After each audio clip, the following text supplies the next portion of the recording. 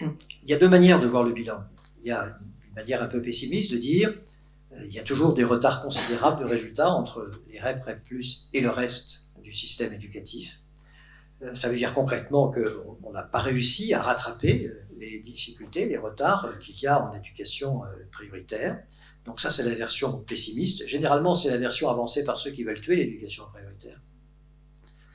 Et il y a une autre version, plus réaliste, qui est de constater, et moi j'en ai été témoin, j'ai été inspecteur d'académie en Seine-Saint-Denis au moment d'une relance de l'éducation prioritaire, donc je peux en parler en connaissance de cause.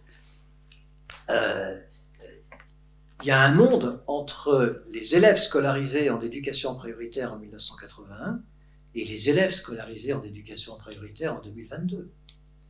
Ça n'a cessé de se ghettoiser. En Seine-Saint-Denis, j'y étais de 1999 à 2001, chaque fois que des familles, et c'est encore comme ça aujourd'hui, se sortent un peu de la difficulté, elles quittent le département. Et elles sont remplacées par qui? Par des familles encore plus en difficulté. Donc, dire que les résultats scolaires ne sont pas à la hauteur de ce qui était attendu, c'est pas faux, mais personne ne pourrait dire ce que seraient aujourd'hui les résultats scolaires s'il n'y avait pas cet accompagnement éducation prioritaire qui ne parvient pas donc à recoller les morceaux, mais qui évite quand même l'explosion sociale, qui évite la catastrophe.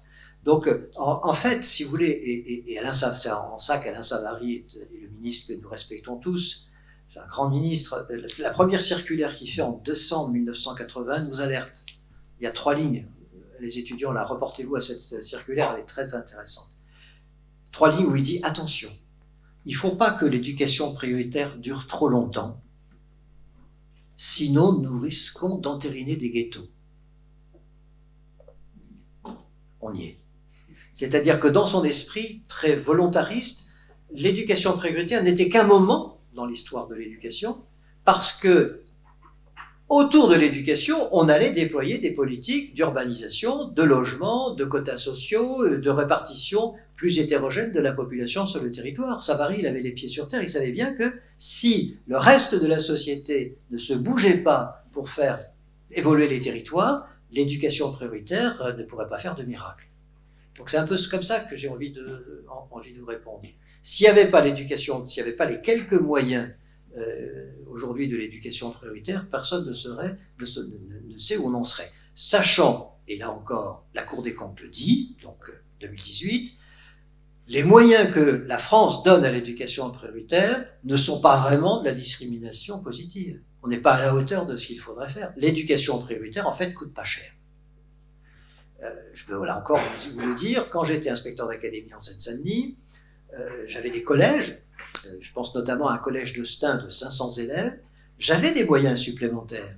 Mais quand je regarde la population, les personnels de ce collège, assez peu de titulaires, assez peu d'anciens, essentiellement des jeunes, c'est pas un défaut d'être jeune, mais il est payé moins cher, il n'est pas toujours titulaire contractuel, encore payé moins cher, et donc même avec les moyens supplémentaires, ce collège de 500 élèves à Stein, il coûtait moins cher en masse salariale que le collège de centre-ville, avec le même nombre d'élèves, avec moins de profs, mais des profs agrégés, certifiés, ancienneté, et donc un salaire nettement plus important.